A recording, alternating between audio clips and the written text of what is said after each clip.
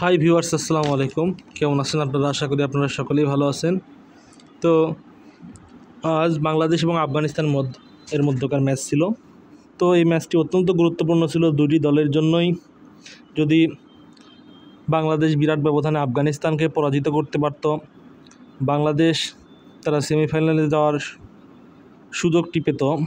কিন্তু বাংলাদেশ যদি নির্দিষ্ট যে ব্যবধান তৈরি করে দিয়েছিল সেটি যদি না পারত, বাংলাদেশ জয়লাভ করলেও অস্ট্রেলিয়ার সুযোগ ছিল সেমিফাইনালে যাওয়ার জন্য। আর যদি আফগানিস্তান কোনোভাবে তারা বাংলাদেশকে পরাজিত করতে পারত, তাহলে আফগানিস্তান তারা অবশ্যই সেমিফাইনালে যেত, এরকম একটি পরিসংখ্যান দিয়েছিল।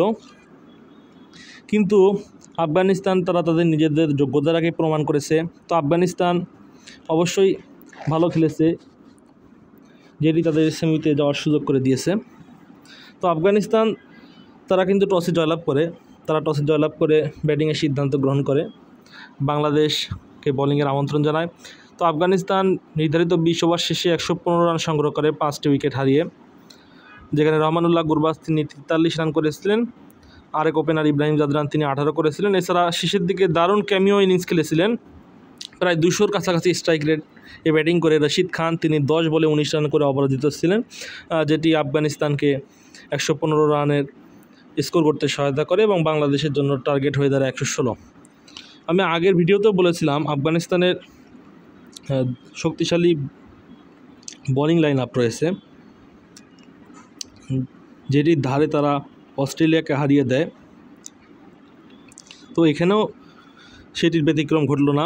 তো বাংলাদেশকে তারা নির্ধারিত ওভারের আগেই অল আউট করে দেয়। তো বারবার হানা দিচ্ছিল বৃষ্টি, পরবর্তীতে একটি ওভার কমিয়ে আনা হয়, রানও 2টি কমিয়ে আনা হয়, 114 রানে টার্গেট দেওয়া হয় 19 ওভারে, এবং বলা হয় যে 12 ওভার 1 বলের মধ্যে তারা যদি 116 রান করতে পারে তাহলে বাংলাদেশ সেমিফাইনালে যাওয়ার সুযোগ অর্জন করত। বাংলাদেশ সেদিকেই আগাচ্ছিল, কিন্তু আর্লি তারা 31 রানের মধ্যে 3টি উইকেট হারিয়ে ফেলে। সাকিব আল হাসান, নাজমুল হোসেন শান্ত তারা ব্যর্থ ছিলেন। পরবর্তীতে ওপেনার লিটন কুমার দাস এবং তাওহিদ হৃদয় তারা চেষ্টা করেছিলেন, একসময় মনেও হচ্ছিল বাংলাদেশ পারবে, কিন্তু পরবর্তীতে তাওহিদ হৃদয় ফিরে যাওয়ার পর নিয়মিত বিরতিতে উইকেট হারাতে থাকে বাংলাদেশ, যেটি তাদেরকে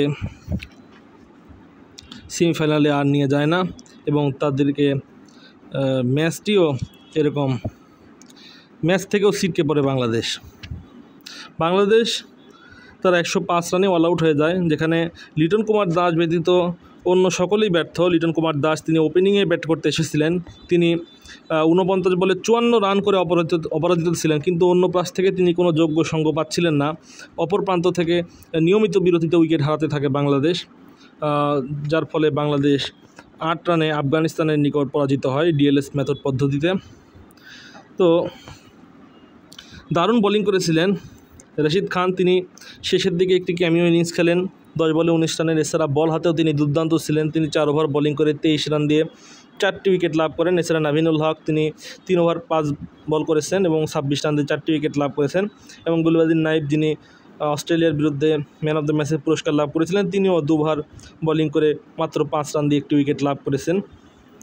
তো তাদের এই দুর্দান্ত যে বোলিং ছিল, এই বোলিংয়ের কাছেই বাংলাদেশ তারা সেমিতে যাওয়ার সুযোগটি হারায় এবং তারা নিজেরাও পরাজিত হয়, যার ফলে অস্ট্রেলিয়ারও কোনো সুযোগ থাকে না। তো আফগানিস্তান কিন্তু দারুণ ক্রিকেট খেলছে এই 2024 সালের টি-20 বিশ্বকাপে। তারা নিউজিল্যান্ডকে হারালো, অস্ট্রেলিয়াকে হারালো এবং বাংলাদেশকে হারালো, যার ফলশ্রুতিতে তারা প্রথমবারের মতো টি-20 বিশ্বকাপে তারা সেমিফাইনালে যাওয়ার যোগ্যতা অর্জন করলো। তো বিগত বছরের ওয়ানডে বিশ্বকাপে আমরা দেখেছিলাম তারা সেমিতে যাওয়ার একটি সুযোগ তৈরি করেছিল। 50 ওভার শেষে তারা 300-র কাছাকাছি টার্গেট দিয়েছিল অস্ট্রেলিয়াকে। অস্ট্রেলিয়াও 91 রানে 7টি উইকেট হারিয়েছিল, কিন্তু পরবর্তীতে গ্লেন ম্যাক্সওয়েলের দুর্দান্ত ডাবল সেঞ্চুরির কারণে আফগানিস্তান পরাজিত হয়। তো আফগানিস্তান যে বরাবরই উন্নতি লাভ করছে আমরা আগের ওয়ানডে বিশ্বকাপ দেখেই বুঝতে পারছিলাম, সেটিরই প্রতিফলন ঘটলো এবারে 2024 সালের টি-20 বিশ্বকাপে।